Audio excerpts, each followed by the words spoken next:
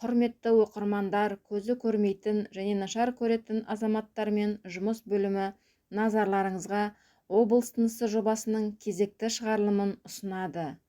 Қостанай таңы газетінің 2025 жылғы 6 мамырындағы 47 нөмірінде жаңа әуежай заманауи кешендер атты мақаласы жарық көрді. Облыс әкімі Құмар Ақсақалов жұмыс сапарымен Амангелді ауданы және Арқалық қаласына келді. Батыр атындағы ауданда ең алдымен абаттандыру жұмыстарының барысымен танысты. Мұндағы көп салалы туристік кешенге ат басын бұрды. Ауданда Таза Қазақстан экологиялық бағдарламасы аясында 2024 жылы 200 ағаш, 2025 жылы 100 ағаш отырғызылды. Арқалықтағы жұмыс сапарында облыс әкімі қала әуежайын қайта құрудың жоспарларымен танысты. Әуежайдың жаңа терминалын салу, сондай-ақ ұшу-қону жолағын, таксомотор жолын және перронды қайта жаңарту жобасын жүзеге асыру қарастырылуда. Нәтижесінде әуежайдың өткізу қабілеті сағатына 70 жолаушыны құрайтын болады.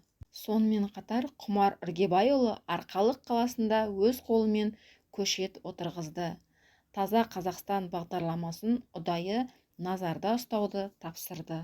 Горняк мәдениет сарайының күрделі жөндеу жұмыстары жалғасуда. Облыс әкімі құрылыс ошағында болып, жұмысты жеделдету қажет екенін айтты. Бүгінде Ыбырай Алтынсарин атындағы Арқалық педагогикалық университеті білім беру бағыттарын кеңейтіп, журналистика, IT, экономика, ауыл шаруашылығы және де басқа мамандықтарды ашып, жоғары оқу орнының деңгейіне көшуге қам жасауда.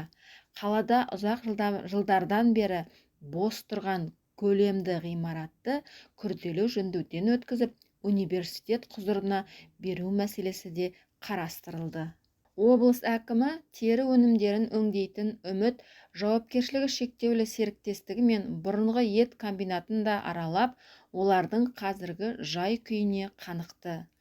Жұмысы тежеліп қалған былғары өңдеу зауыты қытайлық компанияның қолдауымен жақында жұмысын қайта жандандырмақ. Құмар Ақсақалов сапар түйінінде егіс алқабына табан тіреді. Село Восточный жауапкершілігі шектеулі серіктестігі көктемгі тұқым себу науқанына бастауға дайын. Серіктестіктің негізгі қызмет түрі егін шаруашылығы. Дихандарға мемлекет тарапынан қолдау көп, жанар-жағармай, қосалқы бөлшектер, тыңайтқыштар, өзге де қажетті құрал-жабдықтар үшін түрлі жеңілдіктер қарастырылған. Облыс әкімі осы мүмкіндіктерді пайдалана отырып, науқанды мерзімінде әрі сапалы жүргізуді тапсырды.